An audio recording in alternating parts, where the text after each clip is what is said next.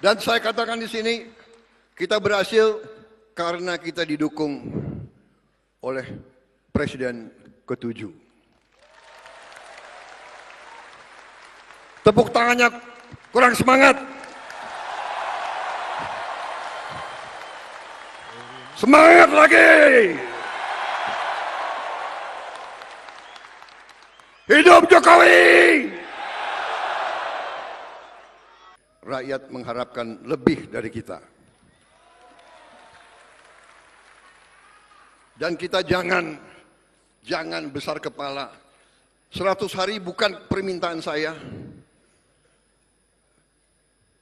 Dari mana tradisi kinerja 100 hari?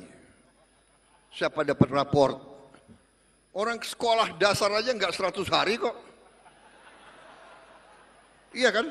Masuk sekolah itu setahun. Ini lagi pengamat pinter lagi itu. 100 hari kinerja.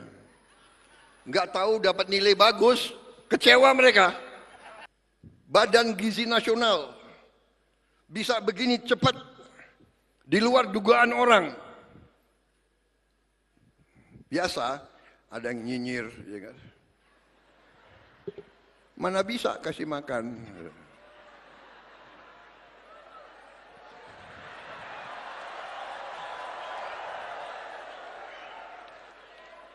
Mana bisa? Uangnya nggak ada. Uangnya ada, Bung, ada uangnya. Tapi siapa yang membentuk Badan Gizi Nasional? Siapa yang tanda tangan? Sebelum Oktober 20, yang bentuk adalah Pak Joko Widodo.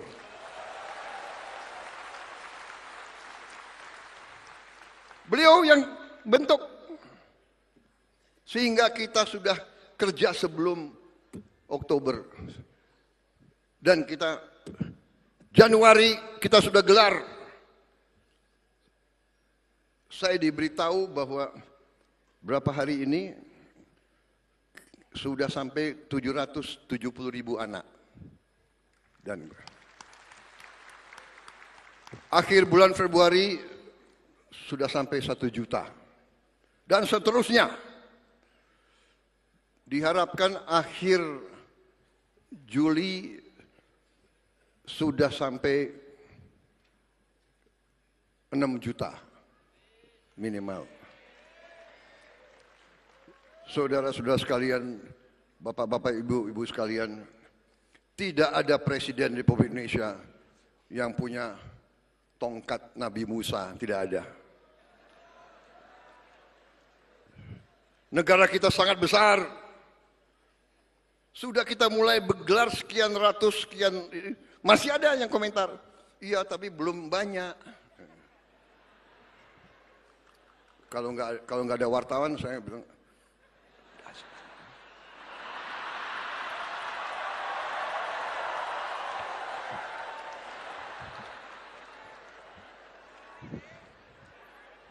sorry ya.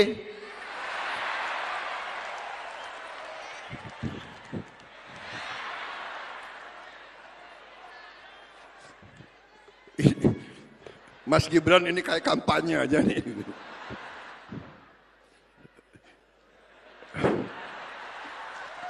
Ini pidato politik ini. Kok banyak ketawanya.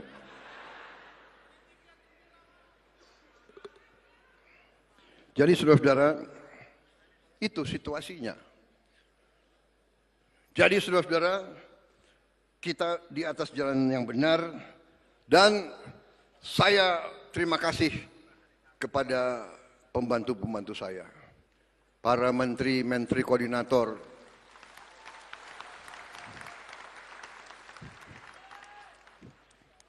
ada orang-orang pinter. Kabinet ini kabinet gemuk, terlalu besar.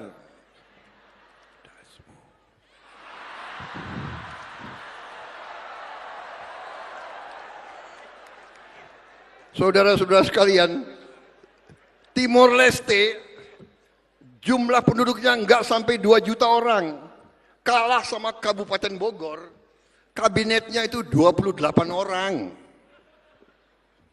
Nggak sampai, lebih kecil dari Kabupaten Bogor, kabinetnya 28 orang. Kita seluas Eropa. Eropa 27 negara. Dia punya 27 menteri keuangan, 27 menteri dalam negeri, 27 menteri luar negeri, 27 panglima. Kabinet gemuk.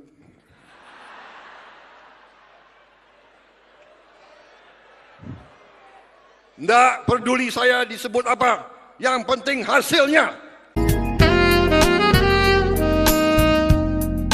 Assalamualaikum pemirsa Sekolah Birokrasi Channel. Yang belum subscribe, silahkan di subscribe dulu agar tidak ketinggalan terkait info-info dari channel kita ini. Pemirsa Birokrasi Channel lengkap sudah menggambarkan siapa sebenarnya Presiden Prabowo ketika pidatonya dalam peringatan hari ulang tahun ke-17 Partai Gerindra, di mana di dalam pidatonya memperjelas seperti apa wajah pemerintahnya dipimpinnya dan diri Prabowo sendiri. Pidato yang seharusnya digunakan untuk menyikapi persoalan bangsa yang sedang tidak baik-baik saja. Tetapi isi pidatonya malah digunakan untuk mempertegas bahwa dia adalah presiden yang tidak senang dikritik. Lalu ia melakukan yel-yel untuk Jokowi dan sekaligus mempertegas bahwa memang pemerintahannya merupakan kelanjutan dari Jokowi. Padahal semua orang tahu kalau carut-marut kondisi negara dan bangsa ini dan tengah menghadapi kesulitan karena kebijakan Jokowi sebelumnya yang jor-joran, menggunakan APBN yang tidak tepat dan bahkan mengalami kebocoran parah. Dan juga melakukan pinjaman dana asing untuk proyek-proyek yang tidak tepat sasaran. Sehingga pemerintahan Prabowo harus memotong anggaran kementerian dan pemerintah daerah untuk menutupi kekurangan APBN. Akibatnya, yang kata Prabowo, harus dilakukan efisiensi. Tapi tanpa dikalkulasi dampaknya, sampai menyentuh hal-hal yang paling fundamental di masyarakat bawah, yakni adanya PHK, demi tetap melaksanakan janji politiknya, terutama makan bergizi gratis. Prabowo dan Jokowi dua person yang tidak bisa dipisah. Itu kata Prabowo. Dan menegaskan kalau kedua orang ini tidak mampu dipisahkan. Sehingga Prabowo merasa marah ketika ada yang berkeinginan untuk memisahkan kedua orang ini. Itu kata Prabowo. Semua pihak tahu kalau kemenangan Prabowo dalam Pilpres itu karena bantuan Jokowi. Akibat dari sikapnya itu, Prabowo menjadi presiden yang tidak lagi memerankan dirinya selaku presiden. Lupa kalau yang pilih dia adalah rakyat. Walaupun kemenangannya dibantu oleh Jokowi yang menggunakan dana bansos yang kata Luhut Binsar Panjaitan tidak tepat sasaran. Demi memenangkan anaknya dan Prabowo, maka dana APBN digunakan mengambil hati masyarakat luas dengan bantuan bansosnya dan bahkan mengganti menteri yang dipandang tidak sejalan. Jadi kemenangannya Prabowo tidaklah dengan murni merupakan perjuangan dari diri pribadi, tetapi menggunakan uang rakyat. Itulah alasan mengapa Prabowo tidak mau dipisahkan dengan Jokowi dan akan marah jika ada yang mau memisahkan mereka. Pidato Prabowo seharusnya digunakan untuk memperjelas arah visi dan misi serta programnya, sehingga rakyat tahu apa yang mau dilakukan oleh Prabowo selama ia memerintah. Tapi yang terjadi malah hari ulang tahun Gerindra digunakan untuk mengumumkan nafsu berkuasanya untuk berkuasa lagi di tahun 2029. Padahal kita tahu semua bahwa masa pemerintahnya masih lama berakhir, bahkan baru berjalan kurang lebih 3 bulan. Dan program-programnya sudah terlihat amburadul, walaupun diakui sendiri itu sangat berhasil. Malah ia menggunakan hasil survei yang tidak valid, karena bukan survei penilaian kinerjanya, tetapi sudah sangat bangga.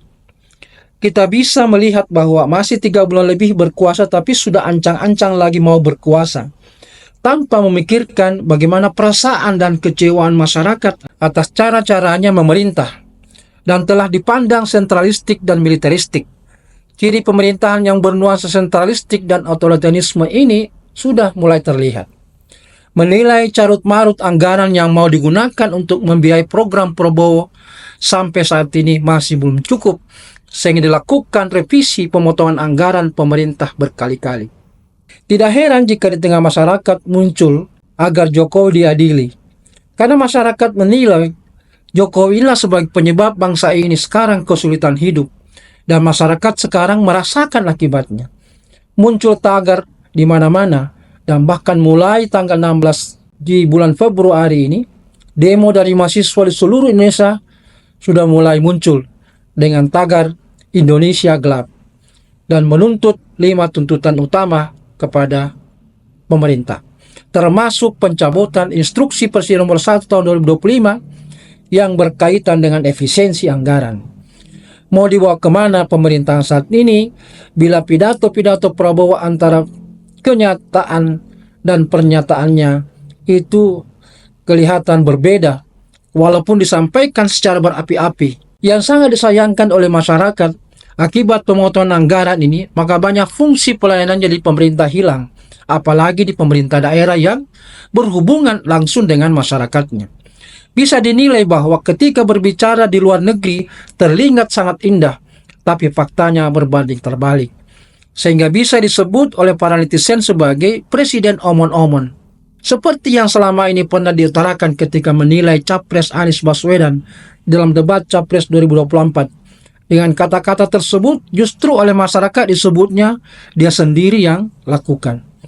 Hari-hari ini rasa-rasanya selama 3 bulan lebih hampir setiap minggu membuat kehebohan melalui pidato-pidatonya dan juga tingkah laku para menterinya. Malah yang terbaru, Menteri Tenaga Kerja dalam menyikapi banyaknya anak-anak muda yang lari ke luar negeri karena tidak ada harapan tinggal Indonesia untuk mendapatkan pekerjaan yang layak, sehingga ramai tagar yaitu kabur aja dulu. Beliau menyatakan tidak apa-apa lari ke luar negeri cari pekerjaan, dan kalau perlu tidak usah kembali. Menteri ini bukannya menyikapinya dengan berupaya membuka lapangan kerja dan berjalan keluar, malah menyikapinya dengan cara yang tidak bijak. Akhir-akhir ini pidato Prabowo bukannya menyejukkan, tapi malah menimbulkan respon negatif dari masyarakat. Pidatonya banyak berisi keluhan tentang kabinet yang seolah-olah ada ketakutan kepada personal yang ada di kabinet karena mau melawan dia, termasuk programnya, termasuk juga dalam pemotongan anggaran. Semestinya seorang presiden tidak usah curhat ke publik, karena Anda itu sudah diberi kewenangan besar selaku presiden untuk memecat menteri yang tidak patuh pada Anda. Hal ini tentu terasa aneh. Terjadi kontradiksi kebijakan di mana-mana. Katanya harus efisiensi, tapi jumlah menterinya sangat banyak. Hanya karena dengan negara kita besar, lalu menterinya boleh banyak, dan bahkan wakil menterinya sangat banyak. Tapi tahukah Prabowo bahwa kabinet menggunakan pola ini adalah pola yang disebut dengan pola dinosaurus? Sekarang ini adalah era digital, sehingga semuanya dapat disederhanakan dengan memanfaatkan kecanggihan digital. Apalagi di tingkat kementerian, pasti sudah melek digital. Kebijakan misalnya yang berupaya menghilangkan mafia gas melon, sehingga ekonomi di kios-kios mau dihilangkan, dan tempat termuda yang dijangkau oleh masyarakat. Tetapi tindakannya terlebih dahulu tidak menata pangkalan dan subpangkalan melakukan oplosan, sehingga harganya meningkat di tingkat pengecer. Peningkatan nilai PPN sebesar 20% pada setiap barang tanpa memikirkan dampak lebih jauh dari masyarakat. Dan masih banyak lagi yang kontradiksi. Akibatnya banyak kebijakan dibuat menjadi kebijakan yang blunder.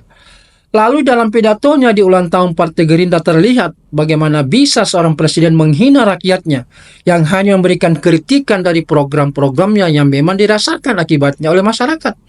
Lalu dengan mudah menyatakan endasmu.